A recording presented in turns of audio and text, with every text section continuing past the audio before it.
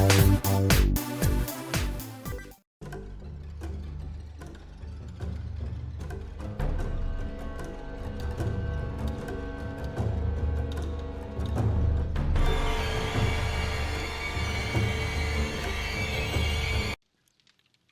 on Woglax Lives. I think it's time to play a little 7 Days to Die.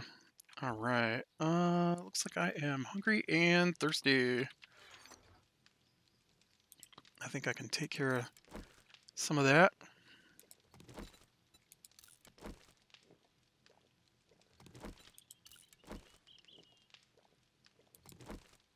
Let's eat my one blueberry pie. All that blueberry pie said it was 45 food. The pumpkin pie is 50 food. There you go. That's get you good and full. I don't remember how much of this I had done at the end of last episode. I know I played a little bit after, but yep. This is coming along. I need more trees.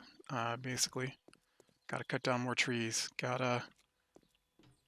I think my bike is in my inventory, right? No. Where's my bike? Did I die?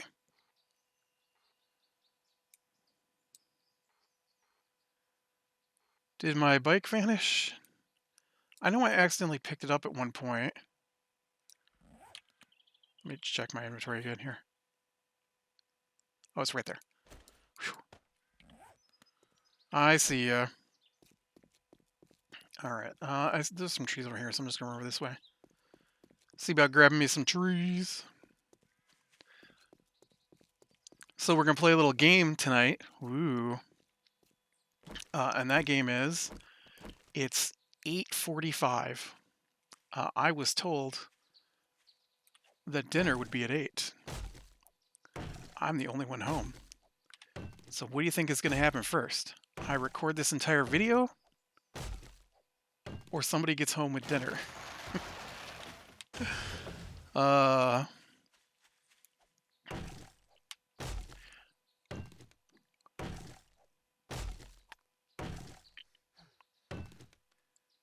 So, yeah, we played D&D this week.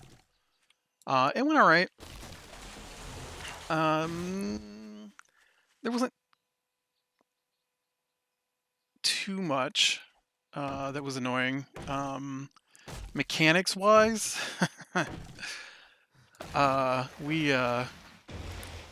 so it's been like a month since we played. And so we're on a floor that had a hobgoblin army and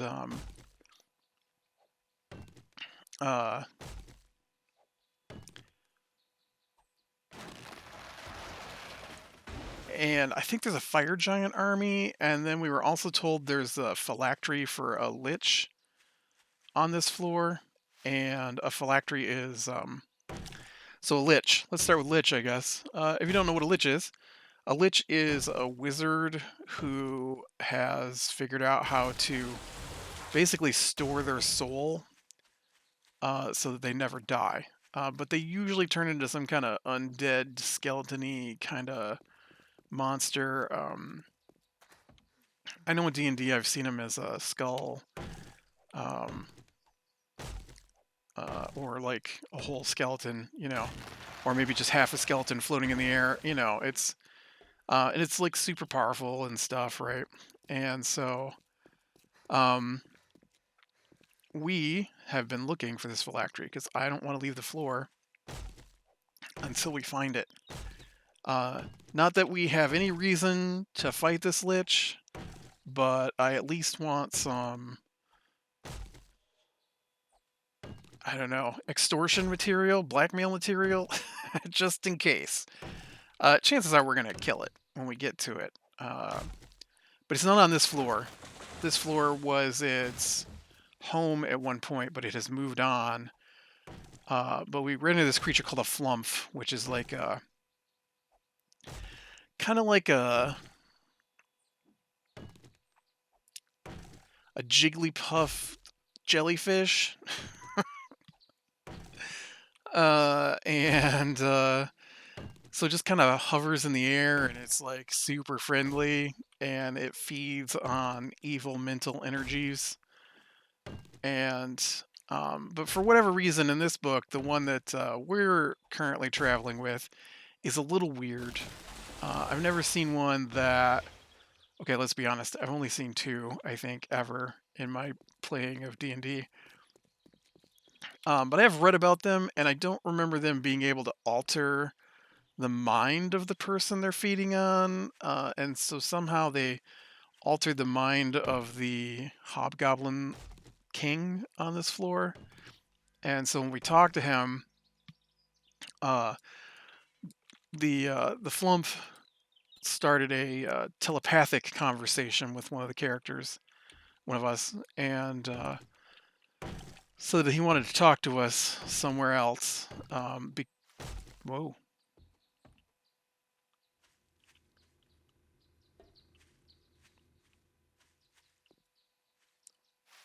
what's going on in there?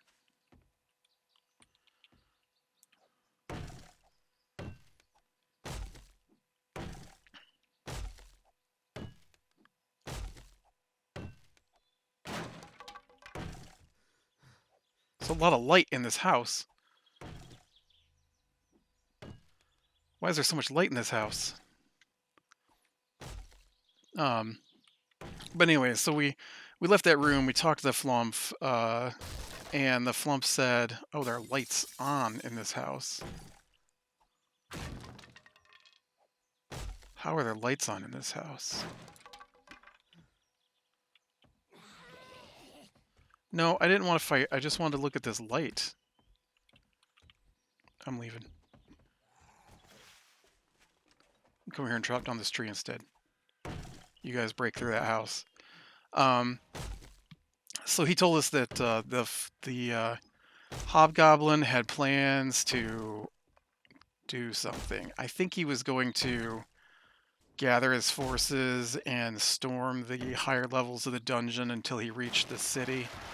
And then I think his concept was he was going to take over the city, but there aren't enough hobgoblins in this entire dungeon so far to even start to take over Waterdeep. Um, I feel like the creatures in this dungeon don't have a concept of the size of the city over top of their heads. Like, the city is so large it has a mountain inside of it. Right? So we're not talking little, like, it has giant statues that guard it. You know, it is not a tiny village that you could overrun with the 30 hobgoblin army we killed already. Um, but as far as we know, none of the hobgoblins we've come across have managed to get word out that we've been killing them. Um, and so that was one of the annoying things last night, is that we were given free reign to travel wherever we want, and of course, everywhere we go, we get attacked. Because our DM has forgotten what he even said to us, I think. Oh, look, they made it back. Of course, they still gotta make dinner. So, yeah, so we killed the warlord, the king, and then we killed a bunch of hobgoblins. We talked about that because that was where we went through a room that blocked all magic, but we didn't notice that none of our magic worked until my character cast a super high level spell, and then suddenly I noticed that magic didn't work, and probably didn't work in the room before, and yeah, so it was irritating getting to the point where we were at when we started last night, and so then we started wandering around, and we found uh, well, we reached the point where our DM was super hyper about this flump, who was following us around because we said he could go with us, and I just kind of wanted him because he had telepathy and could let us know if things were coming, I thought. But instead, what it turned into was we don't get to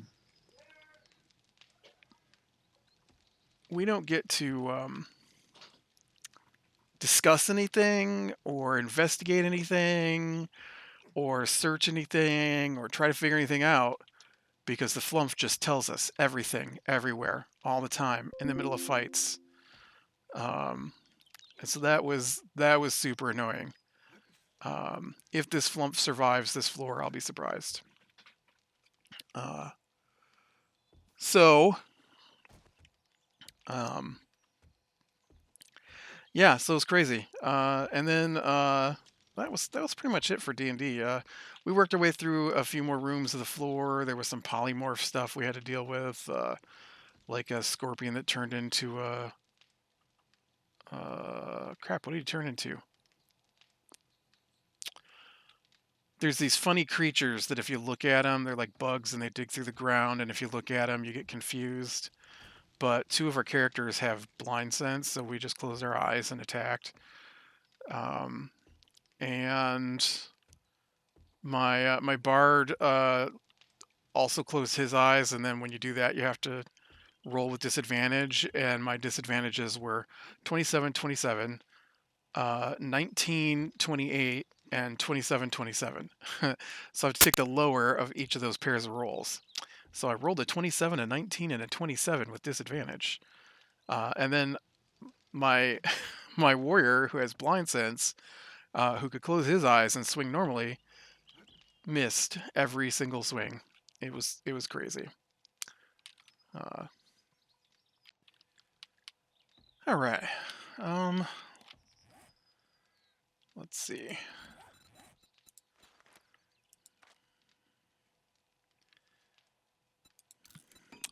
I don't think I'm gonna need that many, but it don't hurt. I guess I'll probably need to get more wood.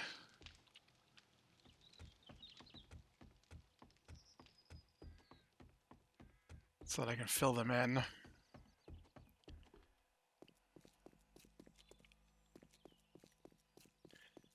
Cut down more trees. Yes, and the answer was they did make it home. Uh, they did not make dinner. They brought McDonald's. So, no, they did not get dinner made before I finished this video. I did, however, eat dinner in the middle of making this video.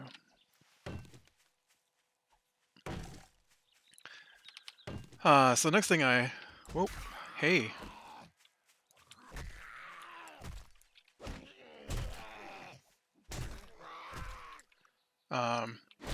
Next thing I want to talk about is gonna have some spoilers. Spoilers for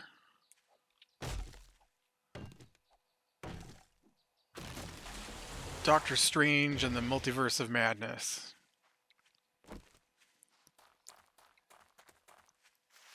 It wasn't really multiversey and it wasn't really mad.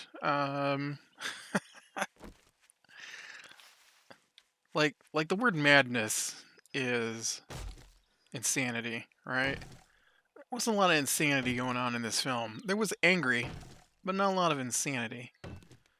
Um, I tend to lead toward more serious kind of movies. Not that I don't enjoy a good comedy now and then, but I feel like the Avengers movies have gotten sillier over the years. And like there was a point in time where they weren't like completely serious, but they leaned a little more serious than they do now. And as I found this movie to be way sillier than the first Doctor Strange movie. Um, and I did not like WandaVision. Uh, and this movie is a direct sequel to WandaVision. And I didn't know that going in, that it was going to be a sequel to WandaVision, but it turned out to be so. Uh, I don't remember the end of WandaVision very distinctly, which doesn't help things. But I find it weird to. Okay, so I guess spoilers for WandaVision as well. WandaVision, of course, being the Disney Plus series about Wanda and Vision. But the pun, because everything's got to be silly now with Avengers, it feels like, is that Wanda has taken over a town and turned it into a series of sitcoms from the 50s and 60s. And because Vision's dead, right? And so she wants a perfect life with Vision. And since her parents smuggled 50s and 60s sitcoms from America into their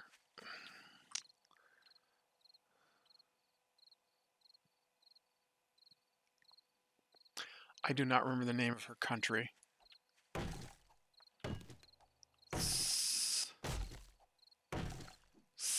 I know it starts with an S. Sokovia. Yes, Sokovia, right? Because it's the Sokovian Accords. Sarkovia? Sokovia? Sokovia? Something like that. And I think it's Sokovia. Sokovia.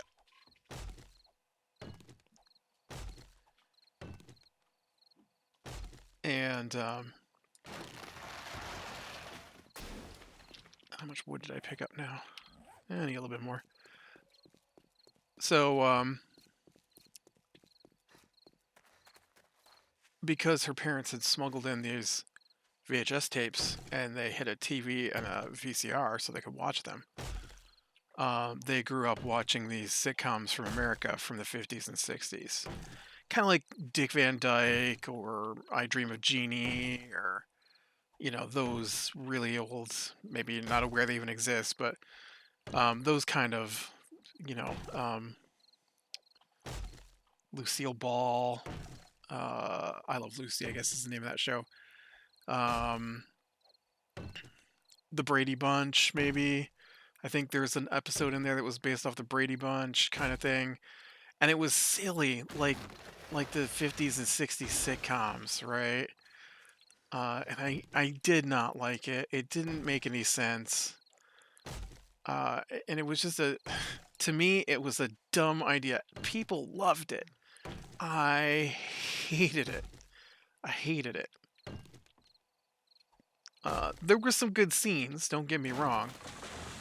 Uh, but the theories people were trying to come up with as to what was going on were a better story than the silliness that was WandaVision.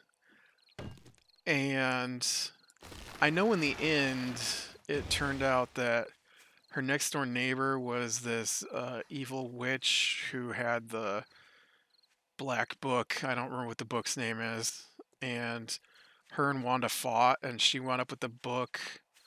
And she had to give up her kids to free everybody for some reason, even though her kids weren't real. So I don't know what that was all about. Um, and I honestly I don't remember how the show ended in regards to the kids, but apparently the kids are gone. And even though Wanda is deeply feared by everyone because she can rewrite reality with her mind, with her will, she somehow can't bring her kids back? Like, what the heck do you mean? She can't just remake her kids that she made in the first place? Like, I understand, like, the kids came out of the sitcom, so it wasn't like she made the sitcom because of the kids. She made the sitcom because of Vision. And Um, and then the kids came during the sitcom. And so I'm not sure why she couldn't just make um oops, make her kids over. I don't know. They don't explain on the show why she can't make her kids over. Uh and so we get the multiverse of madness. And the multiverse of madness is that Wanda wants her kids back and she has discovered a character who can travel between the multiverse, and she's going to use that character to get her kids back by stealing someone else's kids. By stealing the kids of a different version of herself. That's the plot of the multiverse of madness. They don't really multiverse. There's like one scene where they kind of phase through different levels of the multiverse or different multiverses, and then they just wind up in a multiverse. And, you know what? I'm sorry. There are two multiverse places where they actually hang out besides the main world, the 616, as it's numbered in Marvel. Um, and and so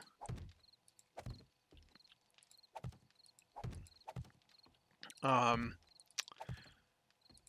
yeah, it just had a really weak and pointless storyline that I didn't understand why uh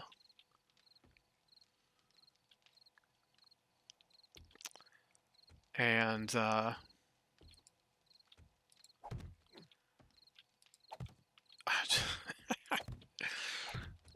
and it started off, it was okay. It was a different version of Doctor Strange, right? And this girl America is her name, who can travel the multiverse. She's unique. She's the only unique person apparently in the multiverse. Everybody else has copies, but there's only one of her. Maybe, who knows? Uh, and so Doctor Strange that she came across is trying to get her to the White Book. They make such a big deal about this White Book and then they don't use it. I just. And so this tentacly creature comes after them. And of course, if you've seen the first Doctor Strange, you know, like Doctor Strange also went to. I don't. So they don't explain their multiverse thing. I don't know if the multiverse is um, is different than traveling to different dimensions. In my mind, dimensions and multiverse are the same thing. So I apparently not, because I know they've been to other dimensions, like where they put Dormammu. But to me, if it's a different area than your universe with different rules, then doesn't that make it a different universe? Um, and so then would you not have traveled through the multiverse? Anyways, one of the things they said too during the show was like, Wanda can alter reality with her mind, and that's what makes her so dangerous.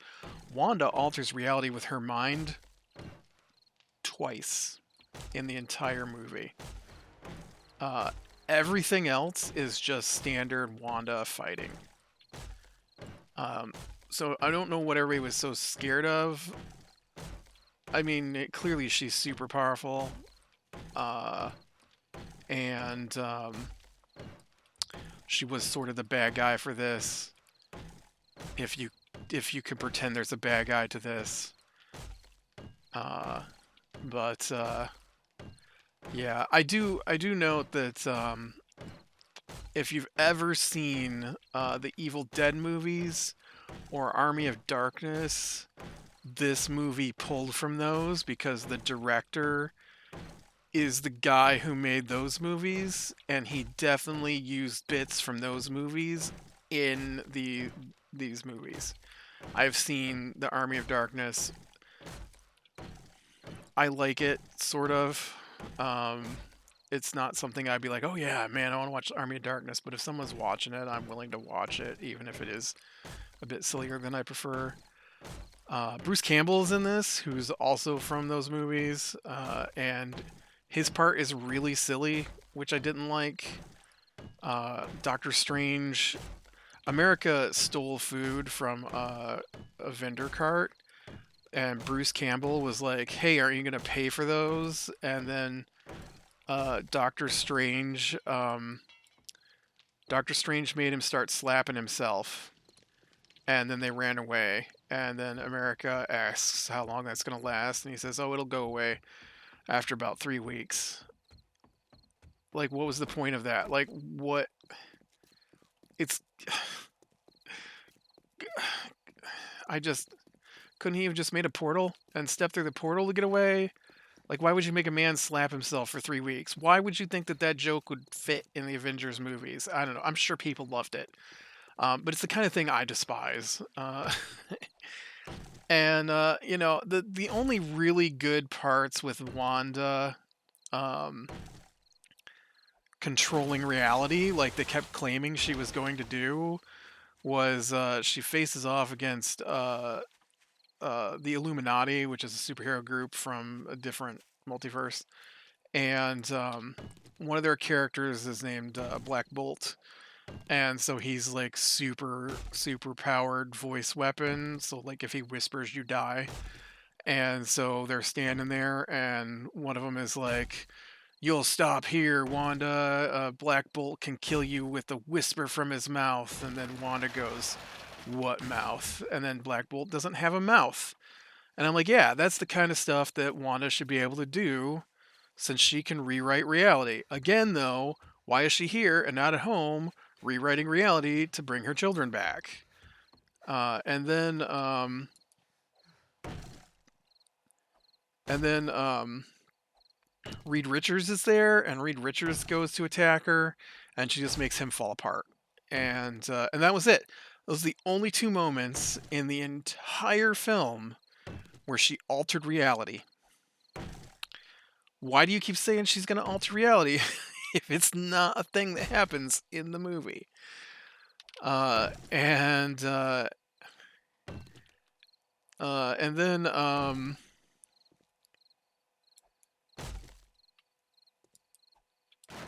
yeah, and then there's a point in the movie where like at the very beginning of the movie, Strange, not the one from 616, but the one that's with America in the beginning of the film, he gets killed. And so Doctor Strange entombs him on the roof of a building. And so they do this thing where they can't travel from one multiverse to another. Only America can do that. And so instead, what they do is they use the Black Book, which has a name, but honestly, all I can think of is the Necronomicon, which is the book from Evil Dead and Army of Darkness. And so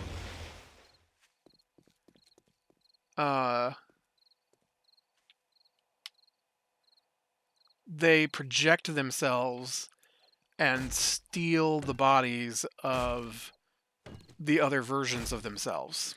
And so there's like a scene where like Professor X is in this, and Professor X is trying to free the Wanda from their world that's trapped in her own mind by the Wanda from 616.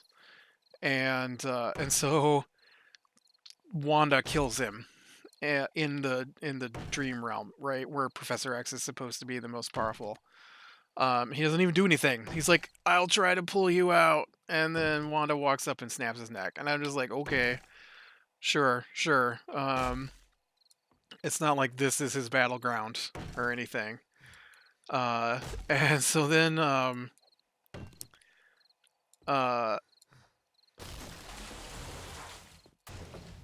So Wanda gets sent back.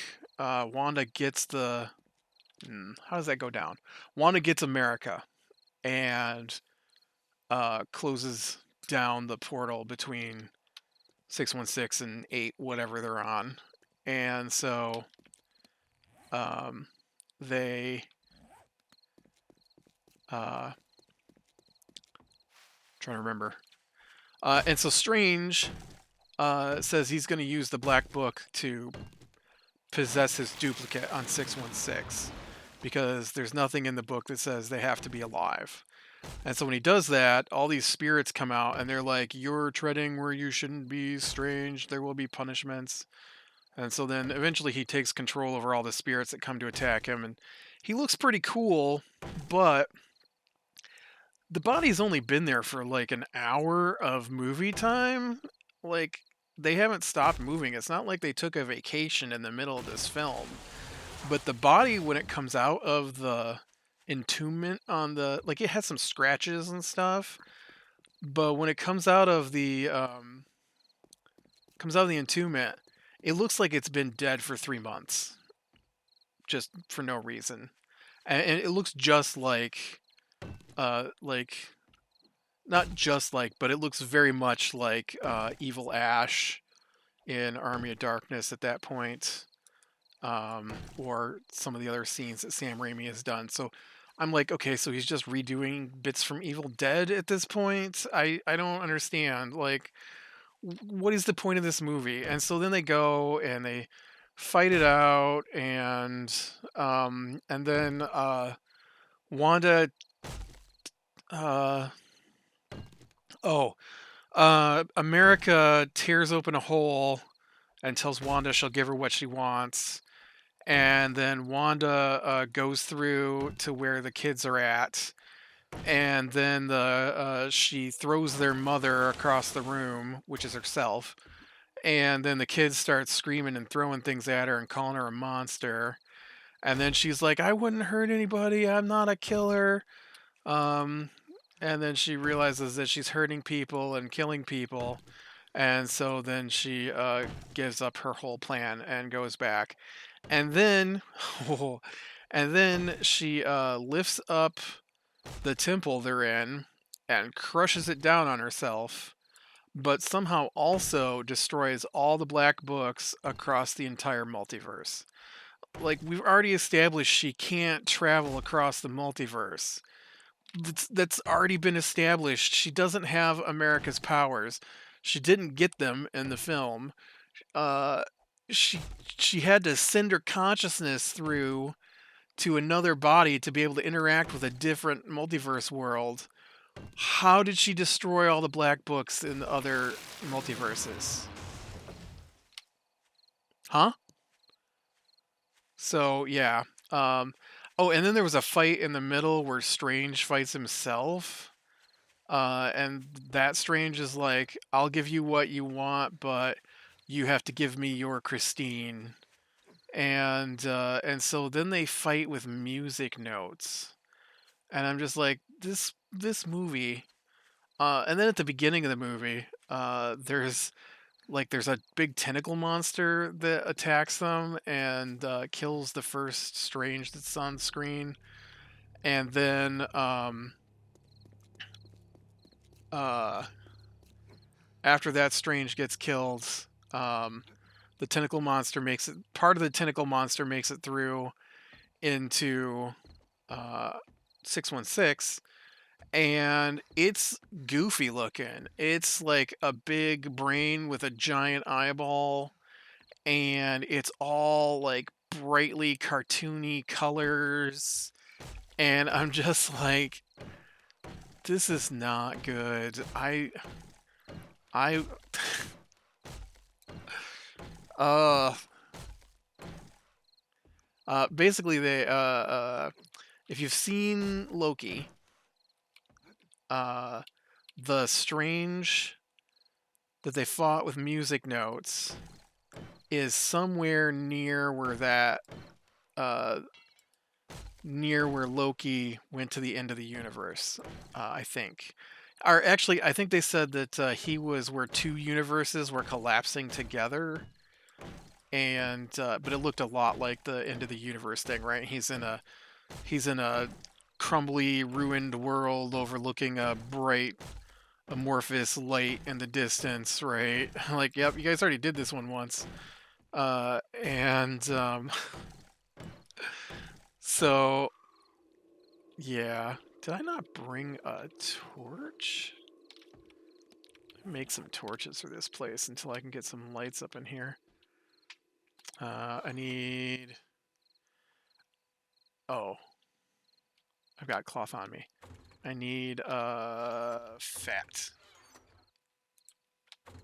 You didn't get the fat.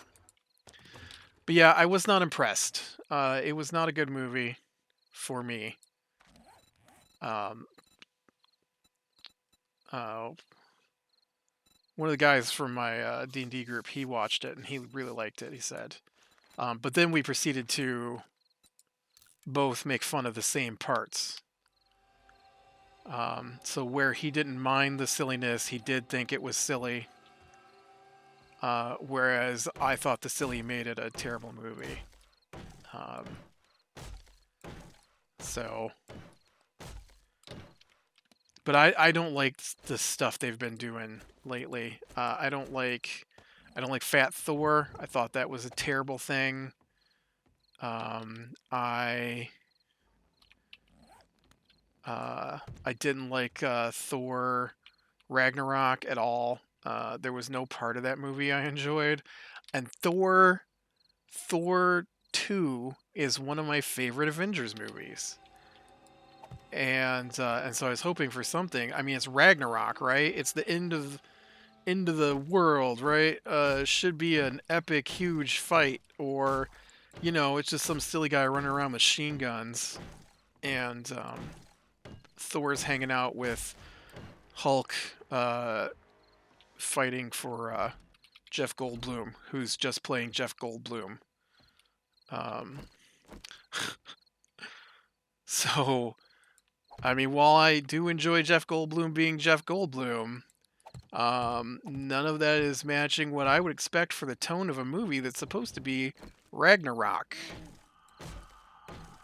And I thought Fat Thor was one of the dumbest things they did. I don't understand how Fat Thor could exist.